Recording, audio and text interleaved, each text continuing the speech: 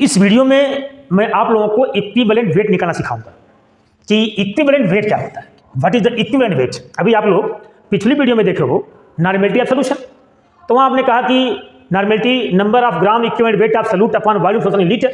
तो gram equivalent weight क्या है, उसका मास अपॉन इक्विवेलेंट मास।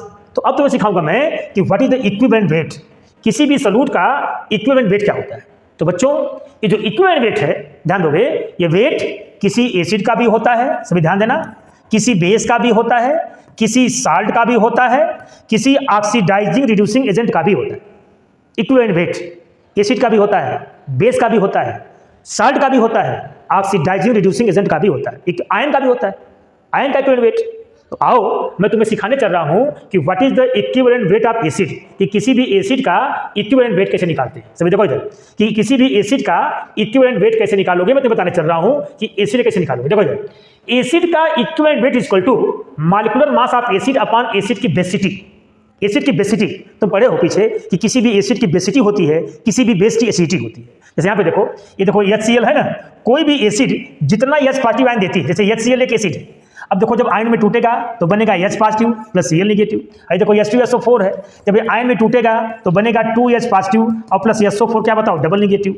अरे देखो H3PO4 है, ये भी एक एसिड है, ऑर्थोफॉस्फोरिक एसिड कहते हैं, आयन में टूटेगा बनेगा 3H positive PO4 triple negative. अब देखो इधर, यह HCl एक मोनोबेसिक एसिड है, इसकी बेसिटी एक, क्यों, एक H पॉजिटिव आयन निकाल रही है। सल्फ्यूरिक एसिड एक डाइबेसिक एसिड है, क्यों, 2H पॉजिटिव आयन निकालती है। ऑर्थोफॉस्फोरिक एसिड एक ट्राइबेसिक एसिड है, क्यों, 3H पॉजिटिव आयन निकालती है। तो कोई भी एसिड जितना H पॉजिटिव आयन निकालती है उतना उसका बेसिटी होता है।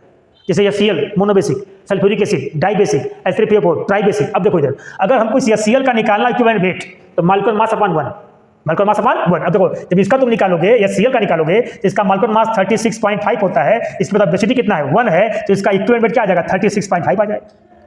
अब तुम जब H2SO4 का निकालोगे तो H2SO4 का बेसिटी कितना है, 2 है, इसका मॉलिक्यूलर मास कितना होता है, 98 होता है, तो 98 अपॉन कितना कर दोगे, 2, तो दिस इज क्या बताओ, 49 हो जाएगा। अब देखो what is the equivalent weight of HCl, 36.5, H2SO4 98 upon 2 49, क्यों, क्योंकि डाइबेसिक एसिड अपॉन 2 कर दिए।